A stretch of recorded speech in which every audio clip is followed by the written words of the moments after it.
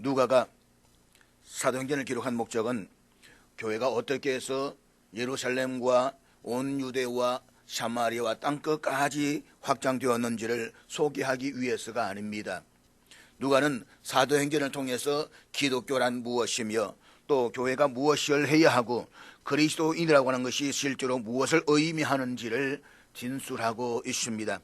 오늘 우리가 사도행전을 바르게 알아가야 하는 이유가 바로 여기에 있습니다. 그리고 사도행전에는 어떤 희망이라도 붙잡으려는 인간들에게 참된 희망을 주는 유일한 메시지가 담겨져 있습니다. 그런데 안타깝게도 오늘의 교회가 전하는 메시지는 사도행전에서 제자들이 전했던 그 메시지와는 너무나도 차이가 있음을 느낄 때가 많이 있습니다. 교회는 인간의 철학과 하나님의 계시를 너무나도 혼동하고 있습니다. 인간의 철학과 이념들이 마치 하나님의 계시로 둔갑되어져서 전파되기도 합니다. 따라 지금 우리에게 가장 중요한 일은 사도행전에 귀를 기울임으로써 처음 교회가 실제로 어떻게 했으며 또 어떻게 존재하게 되었는지, 그리고 교회가 전했던 메시지가 무엇이었는지를 우리가 알아보는 것입니다. 우리는 지난 주일에 태어나면서부터 걷지를 못한 채 수십 년 동안 성전 미문에 앉아서 구걸하던 사람이 일어나 걷게 되는 놀라운 사건을 살펴보았습니다. 그동안 수많은 사람들이 기도하기 위해 성전에 올라갔지만 그곳에서 구걸하고 있는 불쌍한 이 사람에게 관심을 갖지 않았습니다. 그들은 형식적인 종교 규례에 열중했을 뿐 불행한 이웃을 긍휼히 여기고 사랑한 마음을 상실한 무능한 종교인들이었습니다. 문제는 오랫동안 구걸을 해왔던 이 사람에게도 변하고자 하는 열망이 전혀 없었다는 것입니다. 그는 태어났던 그대로 그렇게 살다가 그렇게 기관 인생을 마치는 것이 자신에게 주어진 운명으로 받아들였습니다. 따라서 그는 영적인 문제에 있어서도 전혀 관심이 없었습니다. 단지 자기 앞에 놓여있는 모자에 떨어지는 동전에만 관심이 있었습니다. 성전 미문에 앉아서 구걸하는 이 사람은 죄의 상태에 주저앉아 있는 모든 시대의 인간들의 자화상입니다. 우리는 성전 미문에 앉아있는 이 사람과 또 오랫동안 이 사람을 곁들여 지나가면서도 이 사람에 대해서 무관심했던 무리들을 바라보면서 오늘의 우리 자신을 볼 수 있어야만 합니다. 그렇게 함으로써 오늘의 교회와 그리스도인들은 나사렛 예수의 이름으로 다시 일어나야만 합니다. 그리고 영혼을 사랑하는 마음으로 세상을 향해서 나사렛 예수 그리스도의 이름을 선포해야만 합니다. 왜냐하면 나사렛 예수 이름만이 온 인류의 희망이기 때문입니다. 다른 것은 없습니다. 오직 나사렛 예수 그리스도만이 생명이요 능력입니다. 나사렛 예수 그리스도만이 우리의 구원이십니다. 오늘 본문은 태어나서 한 번도 걸어보지를 못했다가 나음을 받았던 이 사람이 베드로와 요한을 붙잡으니 라는 말씀으로 시작을 합니다. 여기서 붙잡으니 라는 헬라어는 어떤 것이 도망가지 못하도록 꼭 붙들어 매는 것을 의미합니다. 나면서부터 못 걷게 된 이 사람이 베드로 이름을 꼭 붙들고 내려주는 이유는 두 가지로 우리가 생각해 볼 수가 있습니다. 하나는 자신을 고쳐준 사람에 대한 기쁨의 감격과 감사의 마음에서였다라고 볼 수가 있습니다.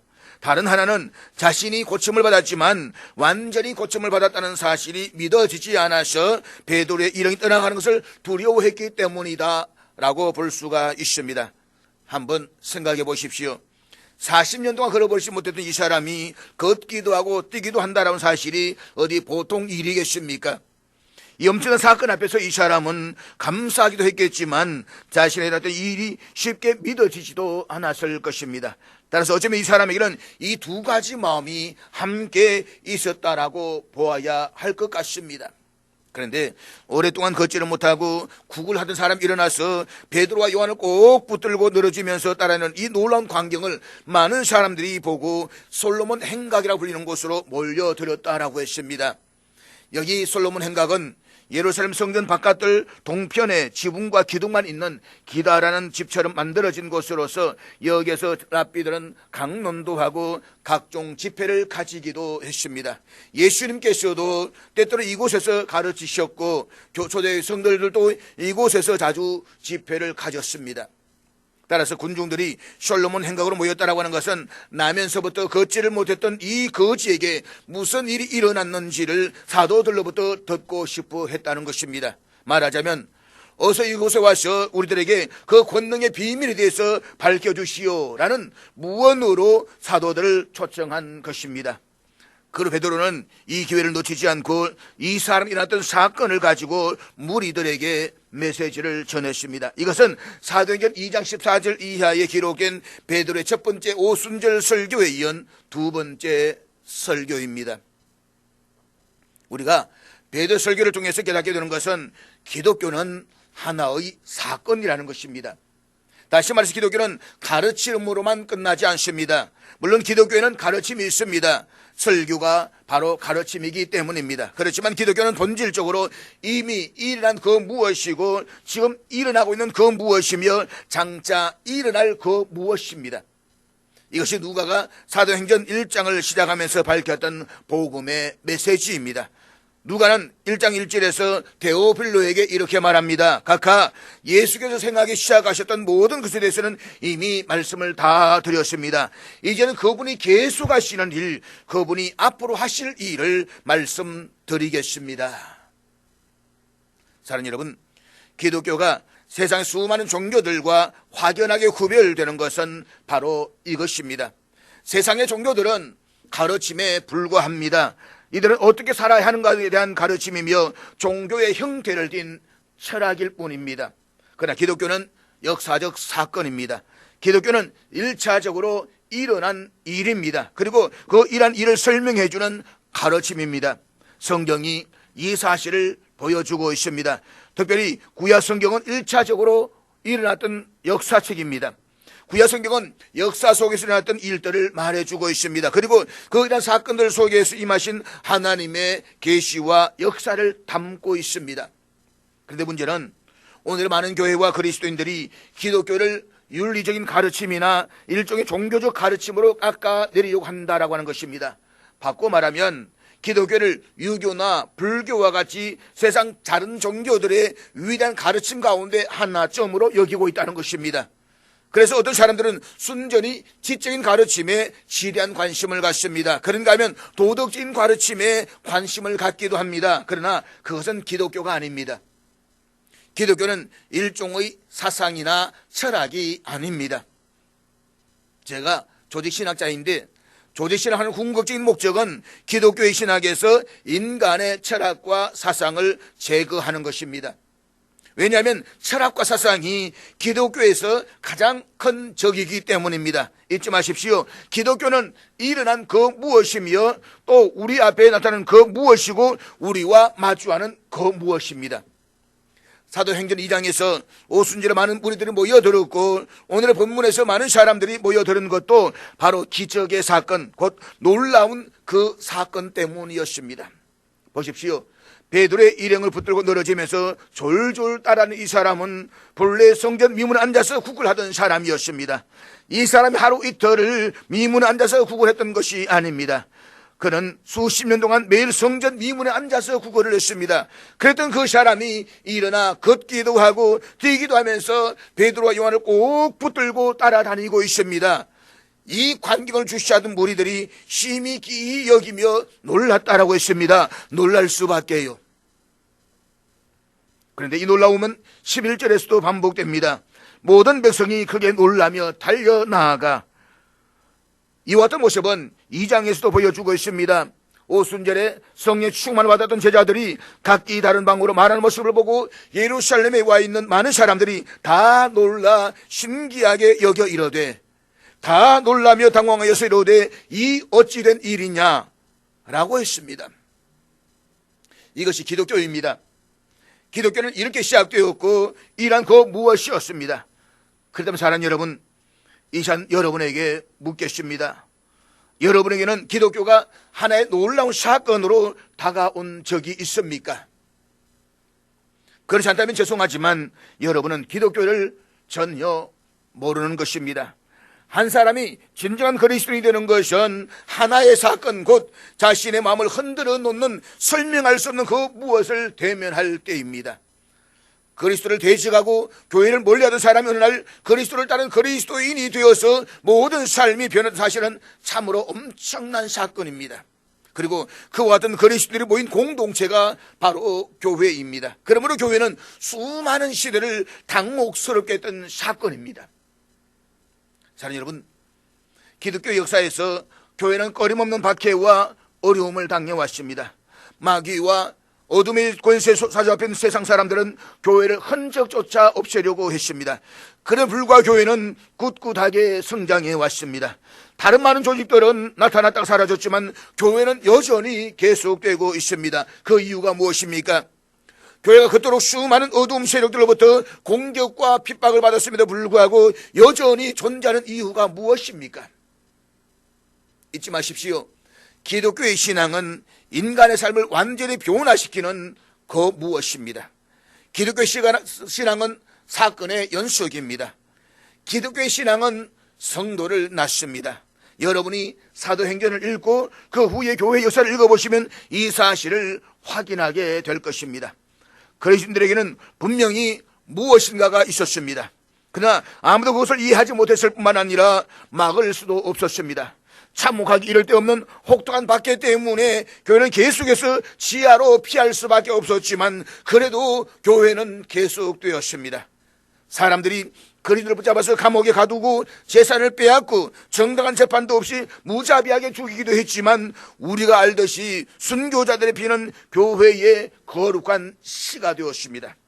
그리고 그토록 조롱하고 핍박하던 로마 제국은 기독교를 국가 종교로 받아들였습니다. 그런데 기독교는 이런 그 무엇으로만 거치는 종교가 아닙니다. 베드로 한 일이 무엇이었는가를 한번 보십시오. 베드로는 기적을 설명했습니다.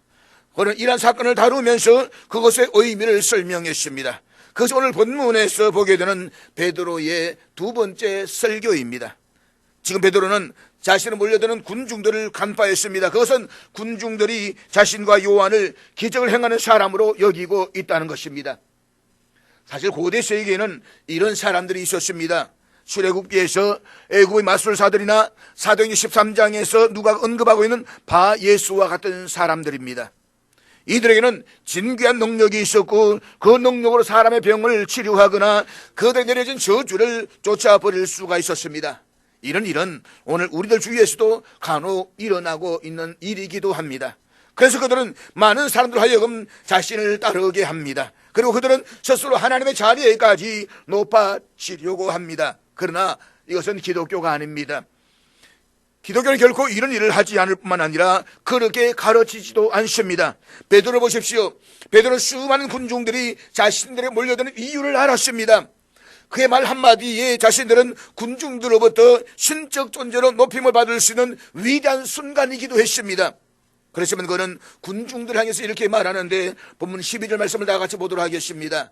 베드로가 이것을 보고 백성에게 말하되 이스라엘 사람들아 이 일을 왜 놀랍게 여기느냐. 우리 개인의 권능과 경건으로 이 사람을 걷게 한 것처럼 왜 우리를 주목하느냐. 쉽게 말하면 이렇습니다. 여러분, 이 일에 왜 이렇게 크게 놀라십니까? 이 사람이 걷게 된 것이 마치 우리의 경건이나 능력 때문인 것처럼 왜 우리를 쳐다보시는 것입니까? 우리는 기적을 행하는 사람들이 아닙니다. 우리에게는 다른 사람들이 가졌다고 주장하는 그런 진귀한 능력이 없습니다. 참으로 어떤 의미에서 이 일은 우리와는 전혀 상관이 없습니다. 베드로는 지금 이 사실을 분명히 하고 싶었습니다. 그리고 이것은 그때만큼이나 지금도 분명히 해야만 합니다. 사람들이 그리스도인이 되는 것은 인간의 말로는 설명할 수가 없습니다.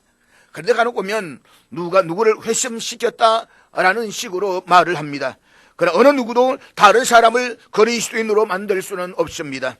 물론 사람들은 서로를 설득해서 교회에 데리고 나올 수가 있고 등록시킬 수 있습니다. 그렇지만 이것이 회심을 의미하지는 않습니다. 잊지 마십시오. 어떤 사람도 한 영혼을 변화시키거나 거듭나게 하거나 영적으로 죽은 사람에게 생명을 줄 수 없습니다. 인간은 베드로와 요한, 바울 그리고 역사 속에 위대한 믿음의 사람들이 그랬던 것처럼 단지 도구로 사용될 수 있을 뿐입니다. 따라서 추종자가 필요한 것이 아닙니다. 추종자를 만들어서도 안 됩니다. 사도들은 추종자를 두는 데 관심이 없었고 자신들을 알리려고 하지도 않았습니다. 이들은 눈에 띄지 않았습니다. 그렇기 때문에 베드로는 호기심으로 가득 찬 군중들 향해서 이렇게 말합니다. 왜 우리를 주목하느냐? 그렇다면 나면서부터 걷지를 못한 거지를 걷게 한 것은 무엇이었습니까? 중요한 사실은 베드로는 기적에 대해서 설명하려고 하지 않았다는 것입니다. 지금 베드로 주시하고 있는 무리들의 관심은 첫째도 둘째도 기적입니다. 그들은 태어날 때부터 걷지를 못했던 이 사람이 도대체 어떻게 해서 일어나 걷게 되었는지 그 기적의 이야기를 듣고 싶어 했습니다. 그러자 베드로는 기적에 대해서 설교하지 않았습니다. 그는 자신들이 어떻게 해서 이 사람을 만나게 되었고 이 사람이 어떻게 해서 일어나서 걷게 되었는지를 설명하려고 하지 않았습니다. 이것이 성경이 가르치는 방법입니다. 성경을 읽어보십시오. 성경은 분명히 기적에 관한 기록입니다. 그러나 성경은 기적을 변호하거나 설명하려고 하고 있지 않습니다. 성경은 단지 기적이 일어났다라고 말할 뿐인 것입니다. 예수님의 부활을 보십시오. 인류 역사에서 가장 위대하고 놀라운 기적은 예수님의 부활입니다. 그렇지만 성경은 예수님이 어떻게 해서 부활하게 됐는지를 과학적으로나 논리적으로 설명하지 않습니다. 단지 예수님께서 부활하셨다라고 선언하고 있을 뿐인 것입니다. 그리고 예수님의 부활이 우리에게 어떤 의미를 주는지를 말씀하고 있을 뿐인 것입니다. 그러니까 성경은 우리에게 이러한 기적 그 자체가 아니라 그 기적이 무엇을 가르치는지를 보게 하는 것입니다. 이것이 베드로가 전한 설교의 내용입니다. 그렇다면 성전 미문의 안전뱅이가 이러한 이 사건을 통해서 베드로가 말하고자 하는 핵심은 무엇입니까? 베드로가 무리들 하여금 시선을 향하게 한 것은 무엇입니까? 그것은 바로 예수 그리스도이십니다. 베드로는 첫 번째 설교에서 마찬가지로 두 번째 설교에서도 무리들로 하여금 고침을 받은 환자와 사도들로부터 예수 그리스도에게로 시선을 향하게 만듭니다. 즉 일어난 기적이 아니라 그 기적을 일으키신 예수 그리스도에게로 집중하게 만들고 있는 것입니다. 그리고 이러한 사실은 사도행전 전체를 관통하고 있는 메시지의 핵심이기도 합니다. 그렇다면 베드로 설교를 통해서 무리들이 전하고 있었던 메시지가 무엇입니까? 첫째로 베드로는 무리들로 하여금 하나님과의 바른 관계에 서도록 요청하고 있다는 것입니다. 본문 13절 말씀입니다. 아브라함과 이삭과 야곱의 하나님 곧 우리 조상의 하나님이 그의 종 예수를 영화롭게 하셨느니라. 너희가 그를 넘겨주고 빌라도가 놓아주기로 결의한 것을 너희가 그 앞에서 거부하였으니. 본문에서 보듯이 베드로는 본격적인 설교를 시작하기 앞서서 먼저 아브라함과 이삭과 야곱의 하나님으로 시작했습니다. 이것은 사도 바울도 똑같이 그렇게 했습니다. 왜냐하면 이것이 바로 성경의 올바른 가르침이기 때문입니다. 즉 성경이 가르치는 첫 단계는 사람들 자신과 그들의 모든 문제는 언제나 하나님과의 관계에서 고려되어야 한다고 말씀하고 있는 것입니다. 그러니까 특정한 문제들에서 시작하지 말고 하나님과의 관계에서 먼저 이해를 해야 된다는 것입니다. 우리 인생이 시작되는 첫 출발점은 하늘 바로 섬으로 말미암아 시작되는 것입니다. 하나님과의 관계가 올바로 세워질 때에 거기에서 내 삶의 모든 문제는 해결되기 시작한다는 것입니다. 그것이 오늘 베드로가 먼저 말씀하고 있는 핵심의 내용인 것입니다. 그런데 베드로는 하나님을 이야기하면서 아브라함과 이삭과 야곱의 하나님이라고 했습니다. 여기에는 베드로가 말하고자 하는 하나님에 대한 이해를 전제로 하고 있습니다. 그렇다면 베드로가 전하고자 했던 하나님은 어떤 하나님이십니까? 첫째로 살아계신 하나님이십니다. 프랑스의 위대한 철학자이요 수학자인 파스칼은 어느 날 하나님에 대한 깊은 영적 체험을 한 이후에 이렇게 말했습니다. 나는 철학자들 하나님이 아니라 아브라함과 이삭과 야곱의 하나님을 만났다. 그렇습니다. 우리 하나님은 철학자들 하나님도 아니요 사색의 하나님도 아니라 살아계신 하나님이십니다. 하나님은 결코 인간들에 의해서 조작되고 만들어지거나 추상적인 분이 아니라 영원전부터 스스로 계신 인격적인 분이십니다. 하나님은 세상의 다른 모든 종교들 신들과는 완전히 다릅니다. 사람들은 나무나 돌, 은이나 금으로 자신들의 신들을 만들었습니다. 그들은 자신들의 신들을 인간이나 짐승의 모양으로 조각하고 그 주변에 신전을 세웠습니다. 그리고 그것들을 자신들의 신들이라고 하면서 제물을 바쳤습니다. 그러나 여기에는 아무것도 없습니다. 그것들은 피조물에 의해서 조작되고 만들어진 죽은 신이기 때문입니다. 그렇지만 하나님은 아브라함과 이삭과 야곱의 하나님이십니다. 하나님은 스스로 있는 잔이라고 말씀하시는 분이십니다. 인격적인 하나님이시며 영원전부터 영원까지 살아계시는 하나님이십니다. 둘째로 자신을 계시하시는 하나님이십니다. 하나님은 갈대아 우르에 살고 있던 아브라함에게 친히 찾아오시고 나타나신 하나님이십니다. 하나님은 아브라함에게 말씀하셨고 그를 우상과 타락의 도성에서 불러내셨습니다. 사실 인간들은 처음부터 하나님을 찾으려고 애써 왔습니다. 그러나 바울이 말한 대로 이 세상이 자기 지혜로 하나님을 알지 못했습니다. 인간은 스스로 하나님께 나아갈 수가 없습니다. 왜냐하면 모든 인간이 범죄했기 때문입니다. 그리고 하나님은 청량할 수 없는 분이십니다. 하나님은 영원하시며 거룩하시고 무한하신 분이십니다. 그렇기 때문에 죄로 타락한 유한한 인간은 결코 스스로 하나님을 알아갈 수가 없습니다. 그런데 성경은 하나님께 자신을 스스로 사람들에게 계시하신 하나님이시다라고 가르치고 있습니다. 그렇지 않았다라고 한다면 성경은 없었을 것입니다. 왜냐하면 성경이 바로 하나님의 계시가 담긴 하나님의 말씀이기 때문입니다. 그리고 유대인의 역사도 없었을 것이고 기독교의 역사도 없었을 것이며 성전 미문의 거지도 나음을 입지 못했을 것입니다. 잊지 마십시오. 하나님께서는 자신을 알리시는 분이십니다. 따라서 우리가 하루간에 아는 모든 것은 하나님의 스스로 우리들에게 계시하신 것입니다. 야곱을 보십시오. 그는 목숨을 부지하기 위해서 형 에서를 비해 도망을 쳐야만 했습니다. 사방은 캄캄해졌고 지친 야곱은 한 발짝도 더 갈 수가 없었습니다. 이부자리도 없었습니다. 야곱은 돌을 모아다가 베개로 삼을 수밖에 없었습니다. 그런데 잠이 든 야곱은 땅에 산을 가진 사다리가 닿고 천사들이 오르내리는 놀라운 꿈을 꾸었습니다. 그는 일어나서 이곳이여 다른 것이 아니라 이는 하나님의 전이요 이는 하늘의 문이로다 라고 했습니다. 하나님께서 그에게 찾아오셔서 말씀하셨습니다. 우리의 하나님은 바로 이런 분이십니다. 은혜와 인자가 무한하신 하나님은 스스로 베일을 걷고 우리에게 찾아오셔서 자신을 보여주시는 분이십니다. 셋째로 우리가 말을 건넬 수 있는 하나님이십니다.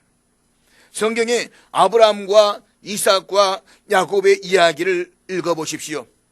이들이 어려움에 처해서 어떻게 할지를 모르고 모든 사람이 이들을 대적할 때에 이들의 모습이 어떠했는지를 한번 살펴보십시오. 스스로의 힘으로 아무것도 할 수 없는 절박한 순간에 이들은 무엇을 했습니까? 감사하게도 이들은 하나님을 향하고 하나님께 말할 수가 있었습니다. 자신의 억울함과 원통함과 자신의 어려움을 하나님께 고스란히 내놓고 이야기를 했습니다. 심지어는 섭섭한 감정까지도 하나님께 이야기를 했습니다. 그렇습니다. 하나님은 저와 여러분이 기도할 수 있는 분이십니다.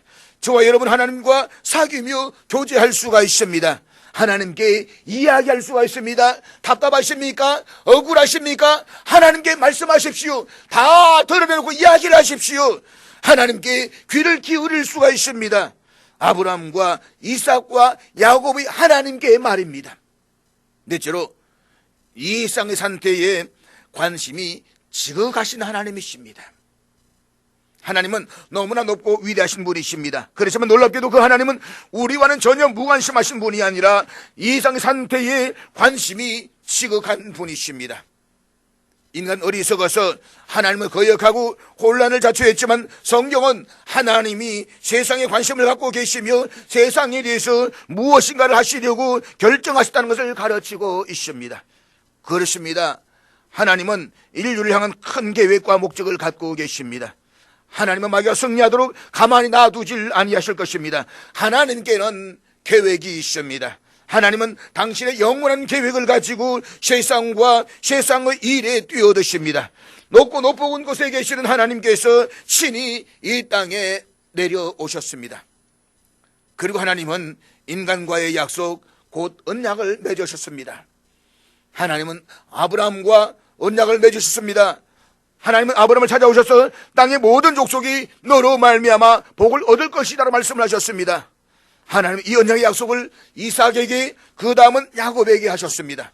베드로가 아브라함과 이삭과 야곱의 하나님을 말하고 있는 것도 바로 이 때문입니다. 그러나 하나님은 이들과만 언약을 맺으시고 자신을 계시하신 것이 아닙니다. 하나님은 모세에게도 나타나셨습니다. 하나님은 이스라엘을 소망 없는 포로와 노예 신분에서 해방시키셨습니다. 하나님 시내산에서 이스라엘 백성들과 언약을 맺으시면서 저들을 제사장 나라 백성으로 삼으시고 열방을 향한 당신의 계획을 말씀하셨습니다. 후에 하나님은 선자들을 통해서 말씀하셨습니다. 동일하신 하나님께서는 당신의 계획과 목적을 계속해서 성취하고 계십니다. 그리고 때가 참에 그의 아들을 보내셔서 당신의 계획을 완성하셨습니다. 따라서 베드로가 설교를 통해서 무리들이 전하고자 하는 메시지는 둘째로 오직 예수 그리스도를 주목하라는 것입니다. 베드로는 행각에 모여있는 무리들이 자신들과 병에서 나온받은 거지에게 관심이 집중되고 있는 것을 알았습니다. 그렇지만 베드로는 무리를 향해서 이렇게 말씀합니다. 여러분, 우리를 주목하지 말고 예수 그리스도 그분을 주목하십시오. 그렇다면 베드로 가리키는 예수 그리스도는 누구이십니까? 베드로는 먼저 유대인들이 나사렛 예수 그리스도를 어떻게 했는지를 통렬하게 상기시키고 있습니다. 모두를 동기는 달랐습니다. 바리새인들은 예수님을 자신들의 밥그릇을 위협하는 인물로 보았습니다. 사두개인들과 대제사장들은 로마 당국을 뒤엎을 위험한 인물로 보았습니다. 그들에게 예수님은 정치적인 위협이었고 그래서 그들은 예수님을 제거하고 나라를 구하는 것이 낫다라고 생각을 했습니다.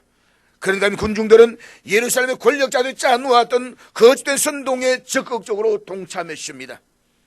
그래서 그들은 죄가 없으신 나사렛 예수를 빌라도 총독에게 넘겨주었습니다. 예수님은 너무나 연약한 모습으로 체포되시고 중죄인으로 고소를 당하셨습니다. 예수님은 자신을 변호할 능력이 거의 없었던 것처럼 그렇게 보였습니다. 그런데 빌라도는 그런 예수님이 죄가 없다라고 판정해서 놓아주려고 했습니다. 그렇지만 유대인들은 그의 그런 결정을 받아들이려 하지 않았습니다. 오히려 그들은 살인자 바라바를 선택하면서 예수님을 십자가에 못 박아 죽이라고 소리쳤습니다. 그러게 예수님은 마치 도살장 끌려가는 어린 양처럼 지극히 연약한 모습으로 무거운 십자가를 지고 비틀거리고 넘어지면서 예루살렘 거리를 지나 골고다 언덕까지 올라가셨습니다. 그런 후에 로마 형령들이 예수님을 십자가에 못 박았습니다. 정말 이상한 것은 바다를 잔잔케 하고 죽은 자 살리신 예수님이 자신의 죽음 앞에서는 완전히 무기력해 보였다는 것입니다. 그래서 사람들은 십자가에 달린 예수님을 향해서 빈정거리듯이 소리쳤습니다. 제가 남을 구원하였으나 만일 하나님이 택하신 자 그리스도이면 자신도 구원할지어다. 심지어 예수님과 함께 십자가에 달린 강도 가운데 한 사람도 예수님의 연약함을 비웃으면서 말했습니다. 네가 그리스도냐? 너와 우리를 구원하라. 그러나 예수님은 그렇게 하지 않으셨고 죽으셨습니다. 그의 시신은 아리마대 요셉의 무덤에 장사되셨습니다. 그들은 입구를 돌로 막고 봉인했으며 병사들은 무덤을 지키라는 명령을 받았습니다. 예루살렘 무리들과 환인들은 모든 것이 완벽하게 끝났다라고 생각했습니다. 그들은 자신들이 나사렛 예수를 단번에 끝장내버렸다라고 생각했습니다. 그렇지만 하나님께서는 그 예수를 죽은 자 가운데서 다시 살리시고 영화롭게 하셨습니다. 그리고 그것은 모든 순자들의 입을 통해 말씀하신 그 일을 성취하신 것이라고 했습니다. 이것이 베드로가 전하고 있는 설교의 내용인 것입니다. 그리고 그는 우리가 이 일의 정인이다라고 했습니다. 베드로처럼 예수 그를 전하고 있는 것은 자신들 제거해버리려고 생각했던 유대인들을 예수님과 마주하도록 하기 위해서였습니다. 그들은 예수님을 볼 수가 없었지만 부활하신 예수님은 거기에 계셨습니다. 그리고 40년 동안 걷지를 못했던 이 거지가 일어나게 된 것도 바로 예수님께서 하셨습니다. 그러므로 베드로는 본문 16절에 이렇게 말씀하고 있는데 우리 16절 다 같이 읽도록하겠습니다. 그 이름을 믿음으로 그 이름이 너희가 보고 아는 이 사람을 성하게 하였나니 예수로 말미암아 난 믿음이 너희 모든 사람 앞에서 이같이 완전히 낫게 하였느니라. 본문에서 그 이름은 앞절에 생명의 주이신 예수 그리스도를 가리킵니다. 그리고 생명의 주라는 말은 생명의 근원자, 생명의 조성자라는 뜻입니다. 그렇습니다. 예수님은 생명의 조성자이십니다. 예수님은 죽임을 당하셨고 장사되셨지만 사망의 결박을 완전히 끊으셨습니다. 따라서 나면서부터 걷지를 못했던 이 사람이 일어나 걷게 된 것은 예수 그리스도로 말미암은 것입니다. 태어나면서부터 한 번도 걸어보지 못했던 이 사람을 일으킨 것은 자신들의 능력도 자신들의 거룩함도 아니라 예수 그리스도를 믿음으로 되어졌다는 것입니다. 그렇기 때문에 기적에 주목하지 말고 그 기적을 행하시는 분을 주목하라고 말씀하고 있습니다. 이 놀라운 일을 이해하려고 애쓰지 말고 이 기적을 행하실 수 있는 분은 오직 한 분뿐이라는 것을 기억하라는 것입니다. 그분은 바로 나사렛 예수 그리스도이십니다. 예수님께서 제자들의 능력을 주셨고 예수님께서 걷지 못했던 이 사람을 낫게 하셨습니다. 그런데 솔로몬 행각에 모인 무리들은 나사렛 예수라는 이름을 듣는 순간 매우 당황스러웠을 것입니다. 그것은 자신들이 불과 몇 주 전에 나사렛 예수에게 무슨 짓을 했는가를 너무나도 잘 알고 있었기 때문입니다. 따라서 베드로는 17절에서 그와 같은 유대인들을 향해서 이렇게 말씀하고 있는데 같이 읽겠습니다. 시계들아, 너희가 알지 못하여서 그리하였으며 너희 관리들도 그리한 줄 아노라. 본문에서 베드로는 유대인들 향해서 매우 정겹고 친근감 있는 호칭인 형제들아 라고 부르고 있지만 사실 이들에게 유감이 있었습니다. 그래서 그는 이렇게 말하고 있습니다. 저는 여러분이 없이 하소서, 저를 십자가에 못 박으소서 라고 외칠 때 여러분과 여러분의 관원들이 무지했다는 것을 알고 있습니다. 무식하면 용감하다라는 말이 있듯이 그도 몰랐기 때문에 그토록 끔찍한 짓을 저지를 수가 있었던 것입니다. 그런데 베드로는 이어지는 말씀에서 유대인들과 관원들은 무지해서 나사렛 예수를 십자가에 못을 박았지만 그 모든 것은 하나님께서 선자를 통해서 예언하셨던 것이요 하나님 그 예언을 이루신 것이다라고 말씀하고 있는 것입니다. 너희들이 거기에 도구로 사용될 뿐이라는 것입니다. 따라서 베드로가 설교 첫머리에서 말했듯이 아브라함과 이삭과 야곱의 하나님 곧 우리 조상의 하나님이 그 종 예수를 영화롭게 하셨다라고 했습니다. 사는 여러분, 똑똑한 세상은 예수님을 부인하며 배척합니다. 그렇지만 하나님께서는 그 예수님을 영화롭게 하셨습니다. 그러므로 우리가 주목해야 되는 것은 이러한 그 사건이 아니라 그 일이 일하도록 하신 예수 그리스도이십니다. 이것이 모든 세상에서 전해야 하는 교회의 메시지이기도 합니다. 언제나 그러하셨듯이 예수님은 지금도 앞으로도 영원히 우주와 온 역사를 주관하고 계십니다. 따라서 모든 사람은 나사렛 예수, 온 우주의 심판자로 오실 예수님을 마주해야만 합니다. 무엇보다 저와 여러분이 세상을 떠날 때에 예수님이 우리를 마주할 것입니다. 그러나 우리는 조금도 두려워하지 않습니다. 예수님께서 자신의 생명을 우리를 위한 대속물로 내어주셨기 때문입니다. 이 사실을 믿는다면 예수 그리스도, 우리의 유일한 구원자이신 예수님을 바라보십시오.